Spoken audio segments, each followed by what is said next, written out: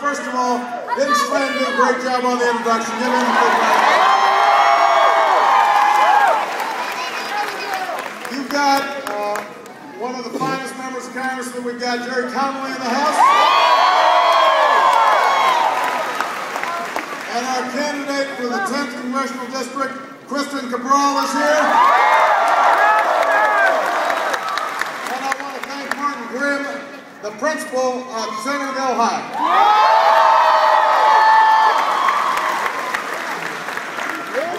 I just talked to Martin and I asked him how long you've been principal. He said 5 days. So I said, good luck. I'm sure he is going to do a great job. And I had a chance to meet some of the student body council here at Centreville, and they could not be more impressive. So parents, you should know your kids are turning out outstanding. We're proud of them. Now, I have to say, this is my last political campaign. Well, that's a good thing. Michelle at least thinks it's a good thing. I'm term limited. I love you back.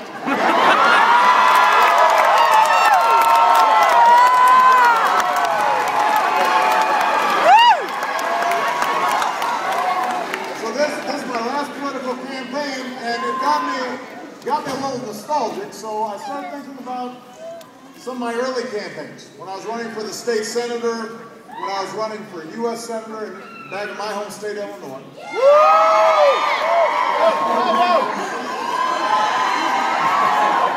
And, you know, Illinois is a lot like Virginia because it's incredibly diverse. You've got big cities, you've got small towns, there are farming communities, there are suburban communities.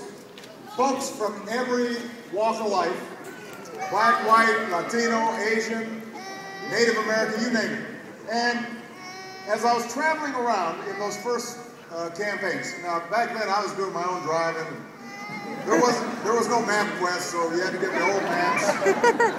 You couldn't figure out how to fold back, and I get lost all the time. And sometimes I'd get to an event, and I'd have to find a parking spot. And that would take a while, and then I'd be coming in late.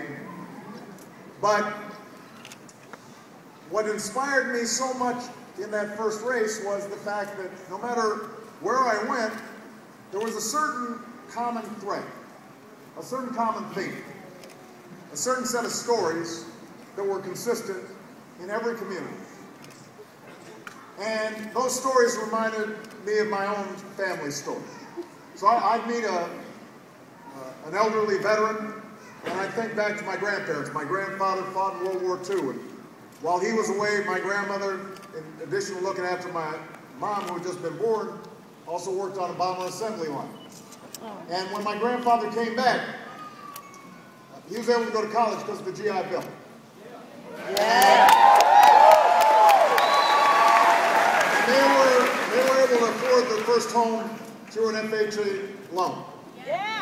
And, you know, sometimes I'd travel and I'd meet a single mom, and that'd remind me of my mother, who had to raise me and my sister pretty much on her own with the help of my grandparents because my father had left. And, you know, she didn't have a lot of money, but she was able to work and go to school at the same time. and help other people through her work, and then ultimately give me and my sister the best education this world has to offer. And then sometimes I'd be talking to some working folks, and I think about Michelle's family. Her dad was a blue-collar worker.